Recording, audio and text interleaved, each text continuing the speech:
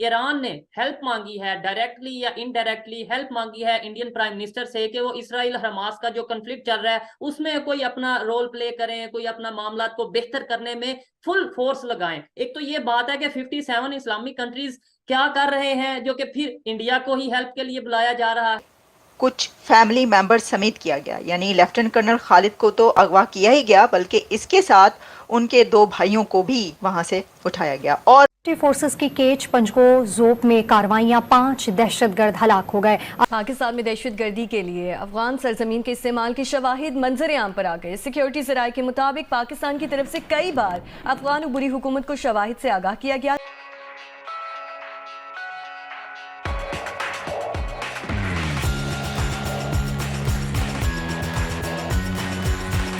और दूसरा ये नंबर 1 एजेंसी, नंबर 1 जो पाकिस्तान के कहा जाता है पूरी दुनिया में नंबर 1 अदारा है, उसके ऊपर फिर एक हफ्ते में तकरीबन 3 से 4 अटैक हो चुके हैं और पाकिस्तान सिक्योरिटी फोर्सेस के नौजवानों की जानें जा चुकी हैं। वो नंबर 1 फोर्सेस पर ही अटैक क्यों किए जा रहे हैं, तो ये बात। और दूसरे नंबर पे एक ही हफ्ते में ये जो सारी सिचुएशन बनती नजर आ रही है और आगे आने वाले टाइम में भी मीडिया के मुताबिक, न्यूज के मुताबिक बताया जा रहा है कि अलार्मिंग सिचुएशन है। ये 2 सवालों के जवाब मुझे सर काइंडली आप जरूर दीजिएगा। लेकिन पहले मैं पाकिस्तान से जो लोग देख रहे हैं, जैसे कि साजिद ताड़ साहब ने बोला कि हर चौक में, हर गली मोहल्ले में लड़के, 7-8 लड़के खड़े हैं, स्मोकिंग और ये सब चीजें, और लड़कियों के साथ जो सिचुएशन ये सब हो रहा है। मुझे ये बताइएगा, एक साइड पे हमें ये बताया जाता है कि इस्लामिक कंट्री है पाकिस्तान, जो मुसलमानों का एक गढ़ है, इस्लाम के नाम पे बना है, कोई एक काम, एजुकेशन सिस्टम हो, यूनिवर्सिटी का सिस्टम हो, बैंकिंग सिस्टम हो, बिजनेस का सिस्टम हो, इवन पॉलिटिक्स का सिस्टम हो,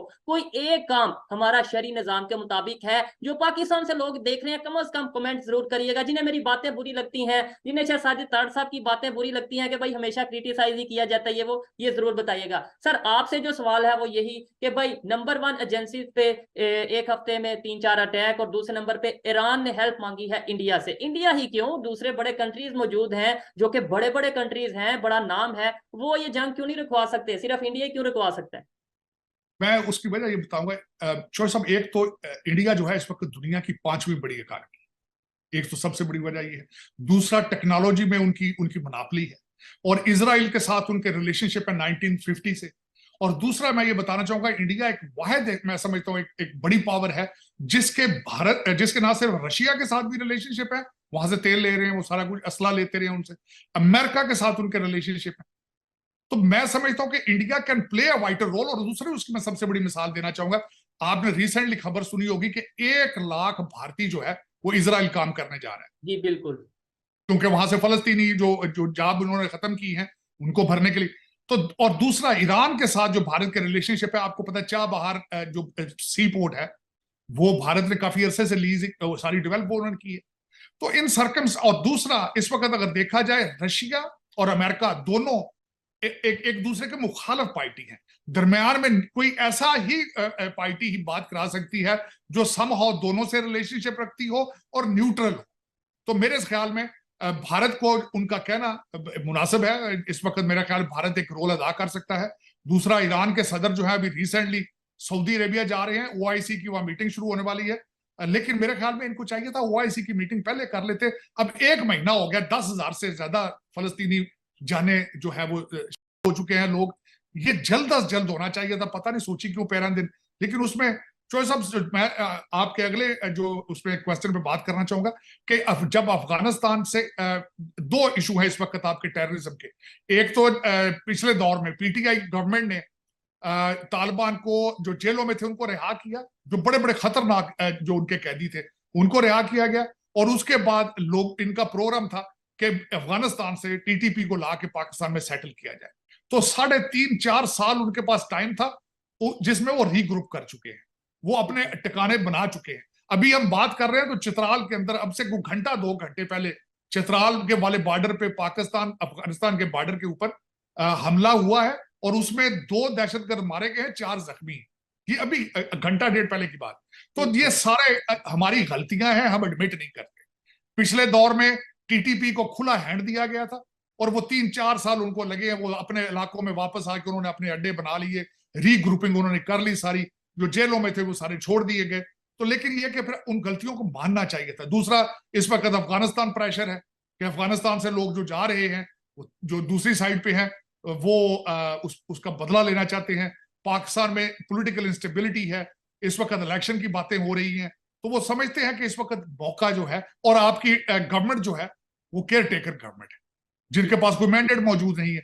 तो पॉलिटिकल इंस्टेबिलिटी, इकोनॉमिकल इंस्टेबिलिटी, और जो फिर वो जिस तरीके से हमले कर रहे हैं, जिस तरह मियांवाली में उन्होंने हमला किया है, ग्वादर में हमला किया है, और मुझे सबसे ज्यादा अफसोस है कि पाकिस्तान आर्मी के एक लेफ्टिनेंट कर्नल जो है 4 जवानों के साथ शहीद हुए हैं। बल्कि उससे भी ज्यादा अफसोस ये हुआ कि पीटीआई के जो लौंडे लबाड़े थे उसका मजाक उड़ाते रहे, उनका वो उसको पैटर्नाइज करते रहे कि देखो ये हमला इसको कहते हैं, हमला ये अच्छी बात नहीं है। जब भी कोई पाकिस्तानी खासकर जो है किसी बगैर किसी मकसद के मारा जाता है, ज्यादती है। और बिलखसूस सिर्फ पाकिस्तानी नहीं, पूरी दुनिया से, इंसानियत पूरी दुनिया में, मैं बिल्कुल बिला वजह मैं कहता हूं, तो वो गलत है। ऐसे मैं बल्कि उसमें चॉइस साहब हमेशा कहता रहूं, चाहे वो यहूदी सिविलियन है, चाहे वो पाकिस्तानी है, चाहे फलस्तीनी है, ज्यादती है। और दुनिया में कोई भी मजहब चॉइस साहब इस चीज की नफरतों को प्रमोट नहीं करता। नफरतों को जब तक हर दुनिया का हर मजहब प्यार को प्रमोट करता है, ये पता नहीं किसने इनको बता दिया है कि नॉन मुस्लिम्स के साथ जो है वो इस तरह का सलूक करना है। मेरे ख्याल में यह वाहिद कंट्री पाकिस्तान ही है जहां इस तरह के हालात है। और उसमें एक और जो सबसे बड़ी वजह यह है कि 1947 में जब पार्टीशन हुई थी तो सारे गैर मुस्लिम जो थे वो चले गए यहां से, और आपको पता ही नहीं है कि दूसरे मजाहिब के साथ मिलजुल के किस तरह रहना है। क्योंकि वो अपने खानदान के साथ थे वहां पर, और किस मौके पर थे कि वो वहां पर गए थे, क्योंकि अभी उनके वालिद की वफात हुई थी, उनके फादर की डेथ हुई थी, और उसके ऊपर वो वहां पर गए थे। और उसके बाद फ्यूनरल के बाद वो वहां पर मस्जिद में मौजूद थे जहां से उनको अगवा किया गया। कुछ देर पहले तक, कुछ घंटों पहले तक ऐसी कोई खबर नहीं आ रही थी कि अगवा किसने किया है, लेकिन अब ये रिस्पॉन्सिबिलिटी क्लेम कर दी गई है। और ये रिस्पॉन्सिबिलिटी क्लेम की है टीटीपी ने। टीटीपी यानी कि तहरीक तालिबान पाकिस्तान कलअदम, टीटीपी ने की तरफ से ये वीडियो एक जारी की गई है, और उस वीडियो में कर्नल खालिद को देखा जा सकता है। कर्नल खालिद खुद बात कर रहे हैं और बोल रहे हैं, और वो ये बता रहे हैं कि उनको कहाँ ले जाया गया है और उनको किसने अगवा किया है। तो इससे पहले कि मैं आपको वो दिखाऊं कि वो क्या कह रहे हैं कर्नल खालिद, कि उनको किसने अगवा किया है, पहले मैं आपको ये बताना चाहती हूँ कि ना तो ये अपनी नौयत का पहला वाक़या है, ना ही बहुत ज़्यादा हैरान कुन वाक़या है। अगर आपको याद हो तो कुछ अर्सा पहले, कुछ साल पहले, जिसकी हमने भरपूर कवरेज भी की थी, मेरा ख्याल है कि कर्नल खलीक थे या मेजर खलीक, जिनको ज़ियारत से उनकी फैमिली के साथ ही उठाया गया था। वो भी इससे मिलता जुलता वाक़या था, जिसमें उस वक्त उनको ज़ियारत के एक ऐसे स्पॉट से अगवा किया गया था, किडनैप किया गया था, जो बहुत ज़्यादा सिक्योरिटी वाइज बहुत प्रोटेक्टेड था, और वो भी अपनी फैमिली के साथ थे। और बाद में उनको कर्नल खलीक को मार दिया गया था, और मेरा ख्याल है कि वो भी टीटीपी का ही उन्होंने उठाया था, जहाँ तक मुझे याद पड़ता है। इसको हमने कवर किया था और सारा। अच्छा, सिर्फ वही नहीं ज़ियारत वाला वाक़या, बल्कि जब से ये दहशतगर्दी का सिलसिला शुरू हुआ है और पाकिस्तान के अंदर ऑपरेशंस किए जा रहे हैं, तो ऑब्वियसली कि तहरीक तालिबान से जो लड़ रहा है वो तो फ़ौजी हैं। तो तब से ये जो हैं ना सिर्फ ये कि हमले करने तालिबान की तरफ से, बल्कि उठाए जाने, बहुत सारे फ़ौजियों को वो कई बार उठाए गए हैं वो, और फिर उन्होंने मार दिया है। तो ये कोई पहला वाक़या नहीं, हाँ किसी बड़े अफसर को, लेकिन फिर भी पहली बार नहीं है। इस ऐसे पहले वाक़यात हो चुके हैं, लेकिन अब बहरहाल ये कंडेम करने वाला वाक़या है।